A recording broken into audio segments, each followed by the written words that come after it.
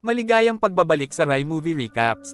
Narito na naman po tayo para sa isa na namang magandang pelikula na pinamagatang Stillwater na napalabas noong 2021. Kaya't ano pa ang ating hinihintay? Sit back, enjoy and relax, love you. Nagsimula ang pelikula nang makita natin si Bill Baker ay isang roughneck sa Stillwater, Oklahoma na naghahanap ng trabaho dahil siya ay natanggal sa trabaho 6 na buwan na ang nakakaraan. Isang araw, binisita niya ang kanyang may sakit na biyenan na si Sharon, na sumusuporta sa kanya sa pananalapi. Pagkatapos ay nagbibigay siya ng ilang mga bagay na dadalhin sa kanyang anak na bibisitahin niya sa lalong madaling panahon. Pagkatapos ay pumunta siya sa airport at nakakita ng gintong Stillwater na kwinta sa isang tindahan ng regalo. Pagdating sa Marseille, France, nag-check-in siya sa isang hotel, kung saan hindi siya makatulog magdamag dahil nagpapatugtog ng malakas na musika ang katabi. Sa makatuwid, pumunta siya sa balkonahe at hiniling sa babae na ihinto ang musika, ngunit hindi siya nakikinig, na sinasabi na hindi siya nagsasalita ng Ingles. Kinabukasan, nagsama-sama siya ng isang pakete ng paggamot at binisita ang kanyang anak na babae, si Allison, na 5 taon nang magsilbi ng 9 na taong pagkakakulong. Napag-alaman na si Allison ay nahatulan ng pagpatay sa kanyang kasama sa kwarto at hindi tapat na asawa. At sa unang pagkikita nila ay nautusan niya ang kanyang ama na ibigay ang isang liham sa kanyang abogado na si LeParc. At ito raw ay napaka-importante.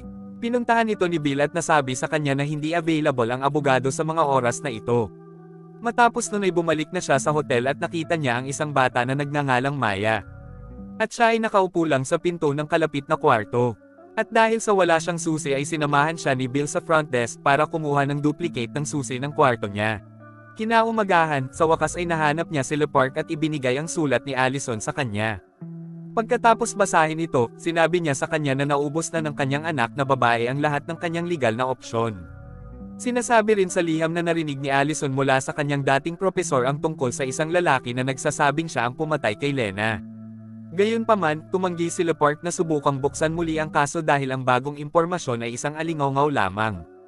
Sa gabi, ang babae sa tabi ng kanyang silid, si Virginie, ay lumapit upang pasalamatan si Bill sa pagtulong sa kanyang anak na si Maya. Kahit na napansin ni Bill na talagang marunong siyang magsalita ng Ingles, pagkatapos ay hiniling niya kay Virginie na isalin ang liham, kung saan nalaman niya hindi lamang ang tungkol sa desperasyon ng kanyang anak na babae sa pangungusap, kundi pati na rin ang tungkol sa maliit na pananampalataya niya sa kakayahan ng kanyang ama na tumulong sa sitwasyon. Pagkatapos, binisita niya muli si Allison sa bilangguan at nagsinungaling sa kanya, na sinasabi sa kanya na magpipetisyon si LeParc sa hukom upang muling buksan ang kaso. Dahil ayaw niyang bigin ang kanyang anak, pumunta si Bill sa ibang mga abogado, ngunit ang ilan sa kanila ay halos hindi nagsasalita ng Ingles. Sa isang punto, nakipagkita siya sa isang retiradong pulis, si De Rosa, na nag-aalok na tulungan siya, ngunit para sa maraming pera. Dahil doon, nanunuya si Bill at agad na umalis. Pagbalik sa hotel, humingi si Bill ng tulong sa isang staff ng hotel upang hanapin ang impormasyon ng propesor at nalaman na ang kanyang pangalan ay Patrick Okonato. Kinabukasan, pumunta siya sa universidad at nakipagkita sa propesor. Pagkatapos ay ibinigay niya kay Bill ang numero ng telepono ng isang batang babae na nagngangalang Saud na nagsasabing kilala niya ang pumatay kay Lena. Ngunit hindi rin siya nagsasalita ng Ingles. Dahil dito, hiniling ni Bill sa propesor na magsalin para sa kanya. Ngunit sinabi niya na hindi siya maaaring makisali kahit na naniniwala siyang inosente si Allison. Matapos ipaalam kay Virginie ang sitwasyon, nakipagkita ang dalawa kay Saud na pinangalanan ang pumatay bilang Akim. Gayunpaman, ang kanyang kaibigan ay agresibo na nagsasabi sa kanya na huwag mag-snitch, iniwan siyang tulala. Patuloy na pinipilit ni Bill ang babae, ngunit pinipigilan sila ni Virginie habang umiinit ang sitwasyon. Pagkatapos nito, tumungo sila sa call list, kung saan sinabi ni Sawaad na nakatira si Akim, ngunit sinabi ni Virginie na malabong makipag-usap sila sa kanya dahil siya ay isang tagalabas. Pagsusuklay sa pamamagitan ng social media, si Virginie at ang kanyang kaibigan ay nagprint ng mga larawan ng mga tao sa mga social circle ni na Allison at Lena.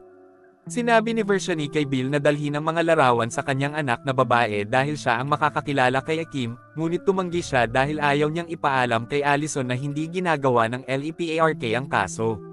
Naalala tuloy ni Bill na nangyari ang insidente sa isang bar, kaya nakipagkita sila ni Virginie sa may-ari ng bar para magtanong tungkol kay Akim. Sa kasamaang palad, tumanggi si Virginie na makipag-usap sa lalaki pagkatapos malaman na siya ay racist sa mga immigrant sa Middle Eastern. Nag-away si Bill at Virginie dahil hindi niya maintindihan kung paano magiging okay si Bill dito. Habang iginigiit pa rin niya na ang kanyang trabaho ay ang palayain ang kanyang anak na babae sa kulungan. Bilang resulta, sinabi sa kanya ni Seven na ayaw na niyang tulungan siya at iniwan siyang galit na galit.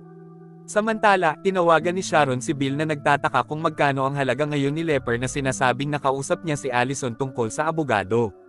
Gayunpaman, sinubukan ni Bill na pagtakpan ito, kaya nagpa siya si Sharon na tawagan si Lepper na wala ng oras. Sa wakas ay dinala niya ang mga larawan kay Allison na nagpakilala kay Hakim. Pagkatapos ay ginamit niya ang larawan upang subaybayan si Hakim sa isang proyekto sa pabahay, ngunit natalo si Bill ng mga kaibigan ni Hakim pagkatapos makatawag ng labis na atensyon habang si Hakim ay nakatakas. Pagkatapos nito, binisita siya ni Vershani para makita kung ano ang kalagayan niya, at sinabi ni Bill na ibinigay niya ang kanyang tanging pagkakataon. Sa susunod na pagkikita niya si Allison, inamin ni Bill na nagsinungaling siya tungkol sa pagsang-ayon ni Lepark na tumulong at nahanap niya si Hakim, ngunit hindi sinabi sa pulis. Galit na sinayang ng kanyang ama ang kanyang tanging pagkakataon para sa pagpapawalang sala, sinabi sa kanya ni Allison na huwag nang bumalik sa bilangguan.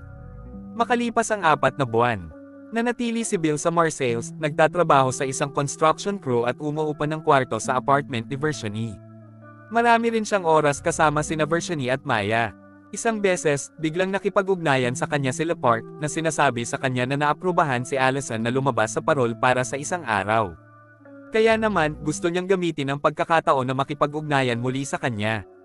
Kasama niya, pagkatapos kunin si Allison sa araw ng parol, dinala siya ni Bill para bumili ng mga bulaklak at pumunta sa libingan ni Lena. Pumunta din sila sa isang tahimik na lugar sa tabi ng tubig bago bumalik sa apartment kung saan nakilala ni Allison sina Vershani at Maya sa unang pagkakataon. Matapos ibalik si Allison sa bilangguan ng gabing iyon, nakatanggap si Bill ng tawag mula sa ospital na nagpapalam sa kanya na ang kanyang anak na babae ay nagtangkang magpakamatay sa pamamagitan ng pagtatangkang magbigti.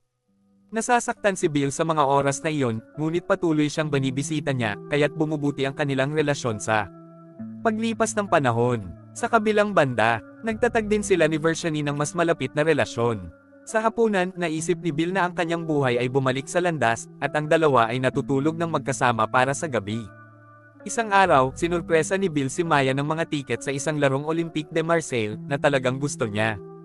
Pareho silang masaya sa laro, ngunit sa kanyang pagtataka, hindi sinasadyang nakita ni Bill si Hakim sa gitna ng karamihan. Mabilis niyang sinundan siya sa isang restaurant pagkatapos ng laban. Nang makatulog na si Maya, nilapitan niya si Hakim at agad siyang kinatok. Pagkatapos ay ikinulong niya siya sa basement ng kanilang apartment building kung saan sila nakatira. Di nagtagal, binayaran niya si De Rosa upang subukan ang isang lock ng buhok ni Hakim laban sa ebidensya ng DNA ng pinangyarihan ng krimen.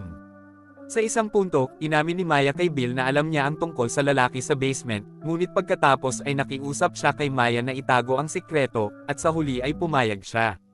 Nang bumaba si Bill para tingnan si Hakim, nakiusap si Hakim na palayain siya. Sa pagsasabing inupahan siya ni Allison para patayin si Lena at binayaran siya nito ng isang gintong kwintas, na naglalaman ng salitang Stillwater dahil sa panukalang batas na ito ay nagsimulang magduda sa kainosentehan ni Allison at tinawagan si Sharon para tanungin kung ang Stillwater necklace na nakuha niya para kay Allison ay kasama niya noong pagsubok. Pero walang ideya si Sharon kung ano ang sinasabi niya. Makalipas ang ilang sandali, pinaghihinalaan ni De Rosa na pinapanatili ng Bill si Hakim sa basement. Kaya nag-post siya bilang inspector ng gusali. Vector at nagtanong kay Seven kung may napansin siyang amoy o ingay mula sa basement na itinanggi niya. Nang makaalis si De Rosa, tinitigan niya ang pintuan ng basement dahil napukaw ang kanyang mga hinala. Pagkatapos kunin si Maya mula sa paaralan, bumalik si Bill sa apartment kung saan bigla siyang pinigil ng mga pulis pagkatapos ng futile na paghahanap sa basement. Tinanong ng pulisya si Maya na nagsisinungaling na hindi niya nakita ang bihag pagkatapos umalis ang mga pulis. Inihayag ni Vershani na pinalaya niya si Hakim matapos siyang matagpuan sa basement. Gayunpaman, hinihiling niya na lumipat si Bill para sa panganib sa kanyang anak na babae sa panahon ng pagdukot kay Hakim. Pagkatapos ay niyakap niya ang umiiyak na Maya at nagpaalam bago bumalik sa hotel. Pagkatapos, tinawag siya ni Lepard para sa isang pulong at sinabi sa kanya na ang bagong ebidensya ay magpapahintulot sa kaso na muling mabuksan, na may DNA test na nagpapawalang sala kay Allison. Gayunpaman, nalilito siya sa pagiging manhid ni Bill.